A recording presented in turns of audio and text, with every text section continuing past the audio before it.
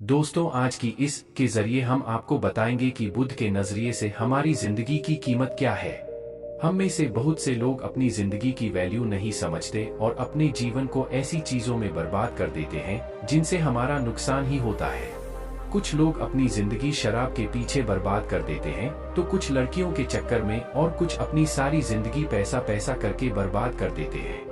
आज की इस के जरिए आप जानेंगे कि हमारी जिंदगी कितनी कीमती है और हमें अपनी इस कीमती जिंदगी को किस तरह जीना चाहिए।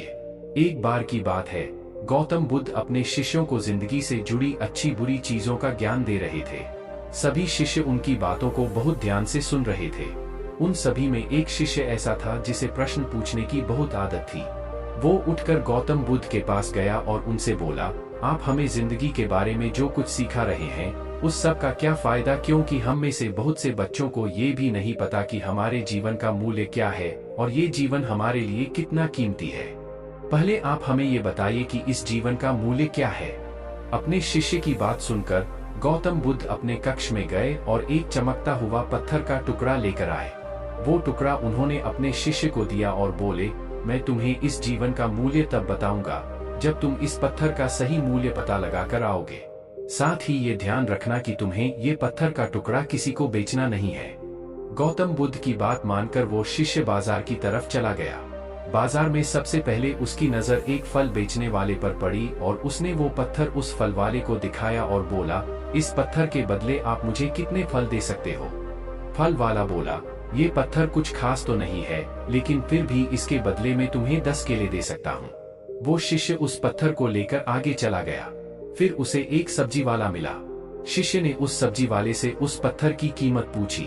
सब्जी वाले ने उस पत्थर को ध्यान से देखा और बोला, इस पत्थर की कीमत के बदले में तुम्हें ज्यादा से ज्यादा एक बोरी भरकर सब्जियां दे सकता हूँ। इसके बाद वो शिष्य उस पत्थर को लेकर एक सोने के व्यापारी के पास गया। उस पत्थर की टुकड़े की चमक देखते ही उस सुनार ने उसकी कीमत 100 सोने के सिक्के लगाई। शिष्य ने वो टुकड़ा बेचने से मना किया तो वो सुनार उसके बदले 200 सोने के सिक्के देने को भी राजी हो गया, लेकिन शिष्य ने वो पत्थर नहीं बेचा। इसके बाद वो शिष्य एक हीरों के व्यापारी के पास गया और उनके सामने उसने वो पत्थर के टुकड़े को रख दिया।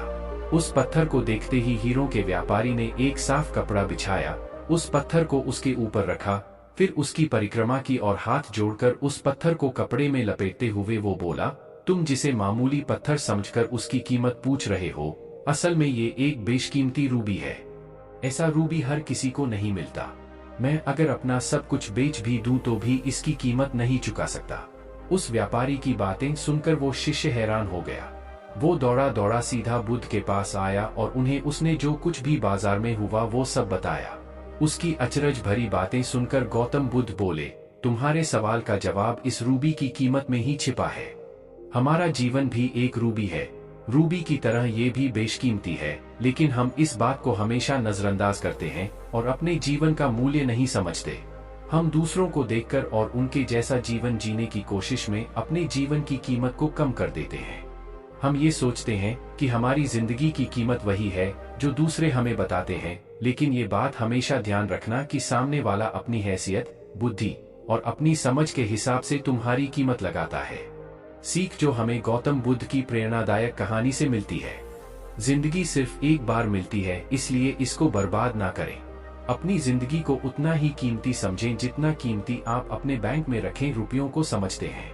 आज के समय में लोग अपनी जिंदगी से ज्यादा कीमती प्यार, पैसों और दिखावे से भरी चीजों को समझते हैं। प्यार के चक्कर में लोग सुसाइड कर लेते हैं। पैसों के चक्कर में ऐसा काम करने लग जाते हैं जिससे उनकी जिंदगी बर्बाद हो जाती है। नाम कमाने के चक्कर में उल्टे सीधे काम करने लग जाते हैं। हमेशा याद रखें कि दिखावा करना जरूरी नहीं है। प्यार दोबारा मिल सकता है, पैसा फिर कमाया जा सकता है, लेकिन जिंदगी को फिर से पाया नहीं जा सकता। इसलिए अपनी इस बेशकीमती जिंदगी को अच्छे से जिएं, हर पल का आनंद लें। कभी ये ना सोचें कि आप इस दुनिया में किसी काम के नहीं है, ना कभी ये सोचें कि आपकी जिंदगी व्यर्थ है। आपके होने या ना होने से कुछ फर्क नहीं पड़ता। जब भी ऐसे नेगेटिव विचार आपके मन में आए तो खुद को बस ये याद दिलाएं कि जीवन एक रूबी है और ये बेशकीमती है।